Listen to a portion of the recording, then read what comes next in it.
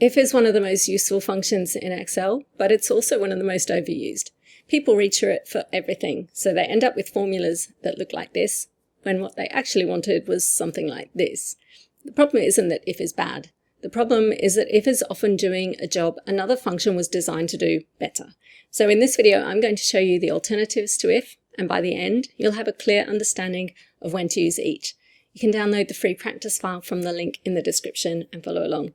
The file includes the if version and the cleaner version side by side, so you can see exactly what changes.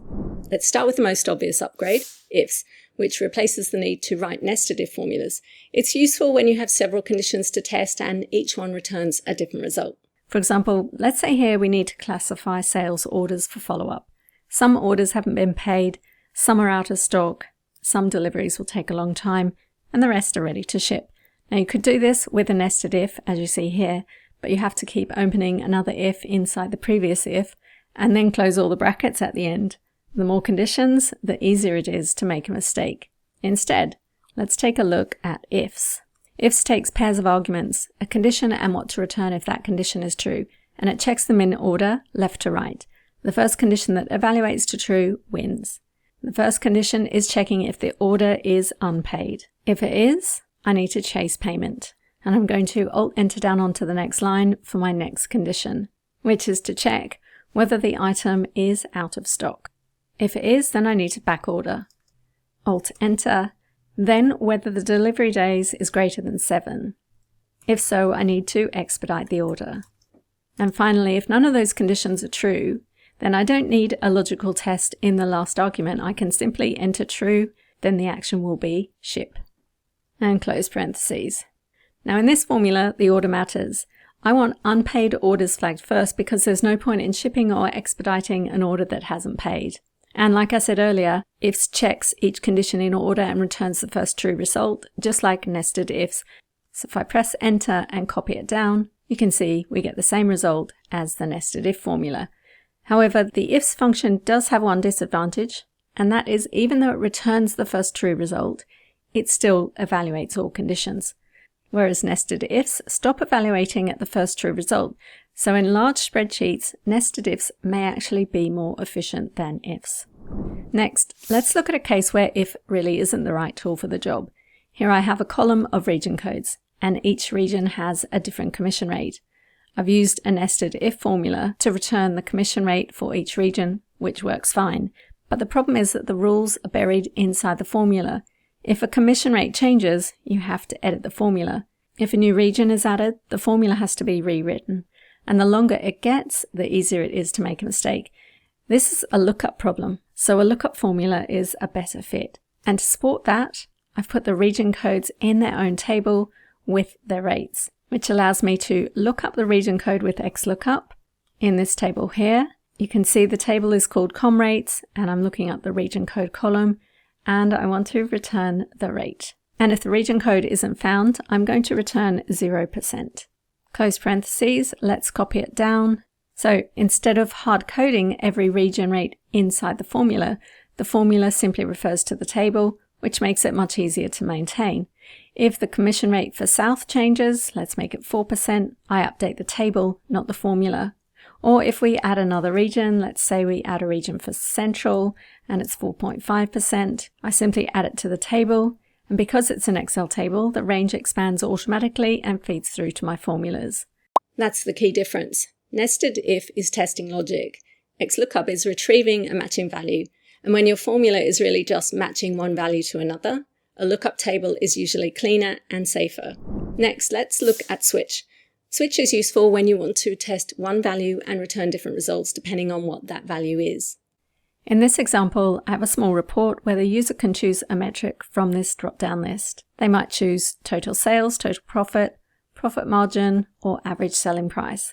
Now you can do this with ifs or a nested if, but notice what happens? We have to keep repeating the same test, checking what cell K6 contains, and that's a good sign that switch might be a cleaner option. Again, I'll write it up in the formula bar where we have a bit more space. Now with switch, I only refer to cell K6 once. The first argument is the value I want to test, which is the metric the user selects from the drop-down.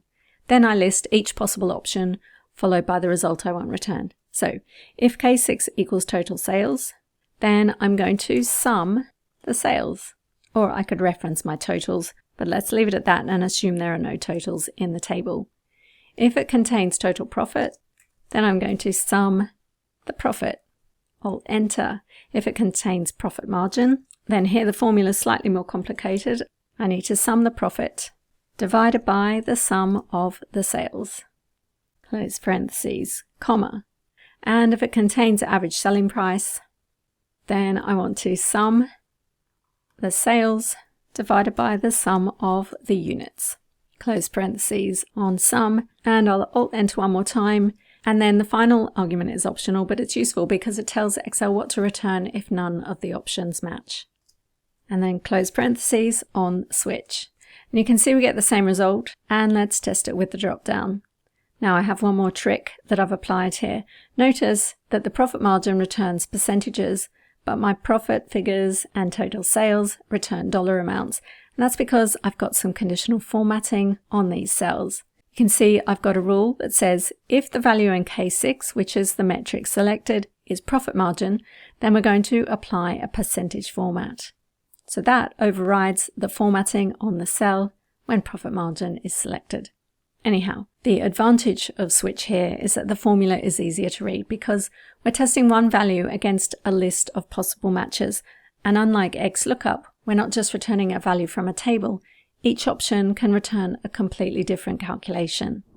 Next, let's look at the choose function. Choose is useful when you have a number that represents a position and you want to return something based on that position.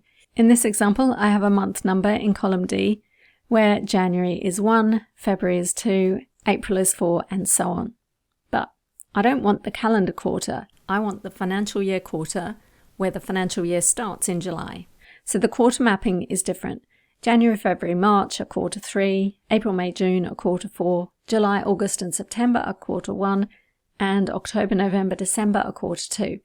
And you can do this with a nested if, as you can see in the formula bar, and it works. But what that formula is really doing is mapping each month number to a quarter number, and that makes choose a great alternative. The first argument is going to be the month number. That tells choose which item to return and acts as our index number argument. So if cell D6 contains 1 for January, we want Excel to return 3 for quarter 3. If it contains 2 for February, then it's also quarter 3. If it contains 3 for March, it's quarter 3. Months 4, 5, 6 are quarter 4. Months 7, 8, 9 are quarter 1. And months 10, 11, 12 are quarter 2. So if D6 contains 7, it's going to return 1, quarter 1. Close parentheses on choose. Now, because I want it to display the Q before the number, I'm going to add Q in front of choose and append it to the result returned by choose. So we get Q3, Q4, Q1, and Q2.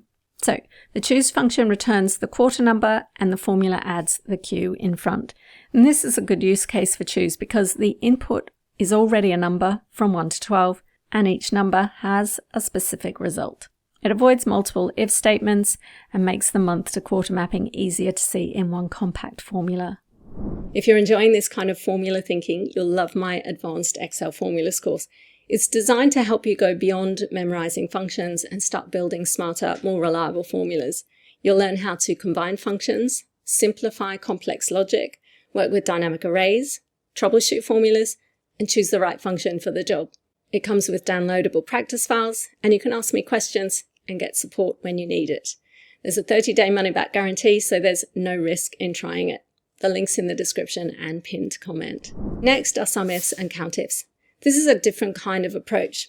So far, we've been returning a result for each individual row, but sometimes you just need to answer a summary question. Here we have a small sales table with the sales rep, region, status, and revenue.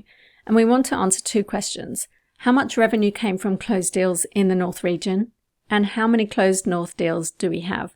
A lot of people solve this by creating a helper column with the if function. So for each row, they're checking whether the region is North and the status is closed. And if it is, they return the revenue value. Otherwise, they return 0. And that works, but It's a clue that we're making Excel do this the long way because we don't actually need it row by row. What we want is the final total. And that's exactly what SUMIFS was built for. So we're going to sum the range called revenue. And the first criteria range is the region, where it is north. The next criteria range is the status, where it is closed. Close parentheses on SUMIFS, and we get the same result that took all these cells in a single cell. And of course, you can continue adding more range and condition pairs if needed. Now for the second question, how many closed north deals do we have? And that's where COUNTIFS is perfect. Again, I'm checking whether the region is north and whether the status is closed. Close parentheses on COUNTIFS, and we get 2. The important difference between these functions and if works row by row, returning individual results, whereas SUMIFS and COUNTIFS work across a dataset to return a single result. And that's why they're so useful in reports and dashboards. So if your final answer is a total, a count, an average, a maximum or a minimum, don't automatically start building helper columns with if. Use the conditional summary functions instead.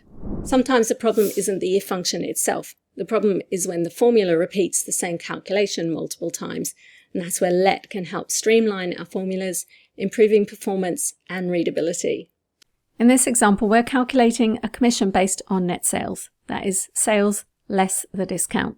The commission is only paid if net sales meet or exceed the target. We can see the formula using if on its own, and it works, but notice the same calculation appears twice. That's the net sales calculation. First, we use it to check whether the sales rep met their target. Then we use it again to calculate the commission. In a small formula like this, that might not seem like a big deal, but in real workbooks, repeated calculations can be much longer and harder to follow, and they're often copied down thousands of rows. Instead, we can use LET, and let me Control-Shift-U to expand the formula bar, and we'll enter it up here.